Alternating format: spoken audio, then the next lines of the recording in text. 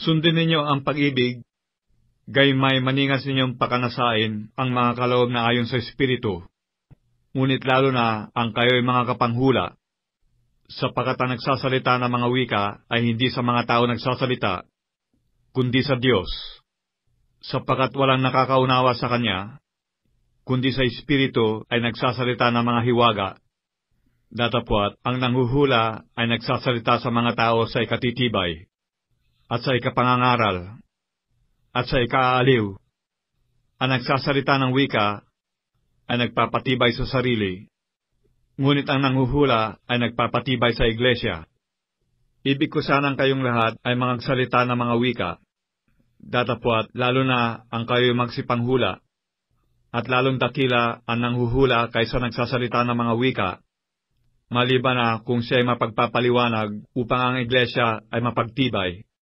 Ngayon nga, mga kapatid, kung ako'y pumarehang sa inyo na nagsasalita ng mga wika, anong inyong pakikinabangin sa akin, maliban na kung kayo'y pagsalitaan ko sa pamamagitan ng pahayag, o ng kaalaman, o ng panghuhula, o ng aral?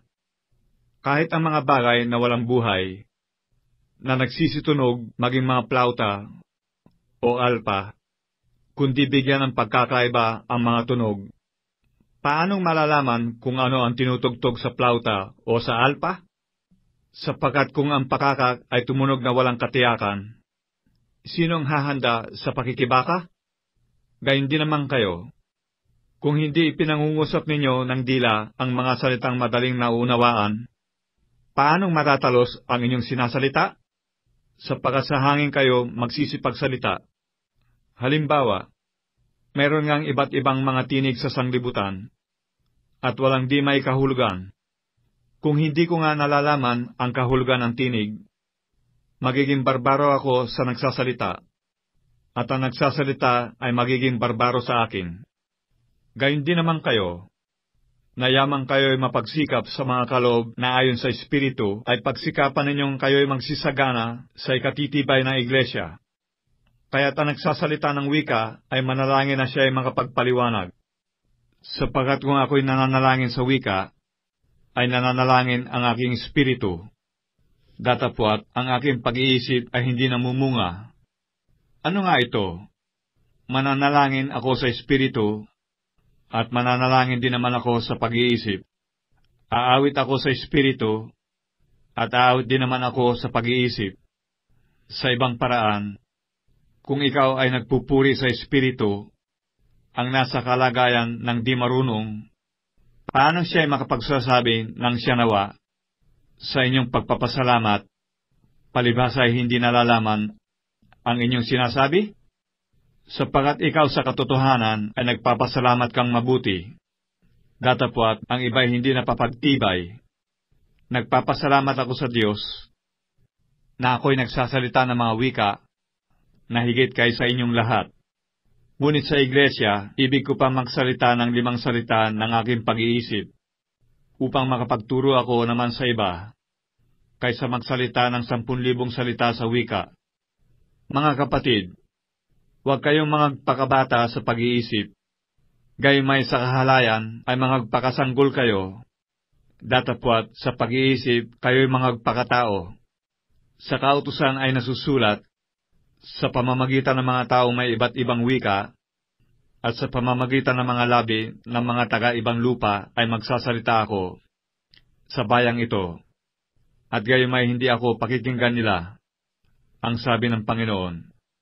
Kaya nga ang mga wika ay pinakatanda, hindi sa mga nagsisisampalataya, kundi sa mga hindi nagsisisampalataya.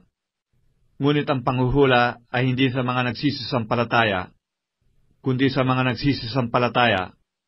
Kung ang buong iglesia nga'y magkatipon sa isang dako at lahat ay magsalita ng mga wika, at magsipasok ang mga hindi marurunong o hindi mga nagsisisampalataya, hindi ba kanila sasabihin kayo'y mga ulol? Datapwat, kung ang lahat ay nagsisipanghula, at may pumasok na isang hindi sumasampalataya o hindi marunong, may hikayat siya ng lahat, masisiyasat siya ng lahat. Ang mga lihim ng kanyang puso ay nahahayag, at sa gayoy magpapatira pa siya at sasamba sa Diyos. Nasasabihing tunay ngang ang Diyos ay nasa gitna ninyo. Ano nga ito? Mga kapatid, pagka kayo'y nangagkakatipon, ang bawat isa sa inyo'y may isang awit, may isang aral, may isang pahayag, may wika, may isang pagpapaliwanag. Gawin ninyo ang lahat ng mga bagay sa ikatitibay. Kung nagsasalita ang sinuman ng wika, maging 2, o wag higit sa 3, at sunod-sunod, ang isa'y magpaliwanag. Datapwat, kung walang tagapagpaliwanag, ay tumahimik siya sa iglesia, at siya'y magsalita sa kanyang sarili at sa Diyos. At ang 2 o 3 sa mga propeta ay magsipagsalita, at ang mga iba ay magsiyasat. Datapwat, kung may ipinahayag na anuman ang isang nauupo, ay tumahimik ang nauuna, sapagkat kayong lahat ay makapanghuhulang isa-isa, upang ang lahat ay mga tuto, at ang lahat ay maaralan. At ang mga espiritu ng mga propeta ay nasasakupan ng mga propeta, sapagkat ang Diyos ay hindi Diyos ng kaguluhan, kundi ng kapayapaan, gaya sa lahat ng mga iglesia ng mga banal. Ang mga babae ay magsitahimik sa mga iglesia, sapagkat sila'y walang kapahintulutang mangagsalita, kundi sila'y pasakop, gaya naman ng sinasabi ng kautusan. At kung ibig nilang maalaman ang anumang bagay, magtanong sila sa kanilang asawa sa bahay, sapagkat mahalay na ang isang babae ay magsalita sa iglesia. Ano? Lumabas baga mula sa inyo ang salita ng Diyos? O sa inyo lamang dumating? Kung iniisip ninyo man na siya'y propeta, o ayon sa Espiritu, ay kilalanin niya ang mga bagay na sa inyo isinusulat ko, na pawang utos ng Panginoon.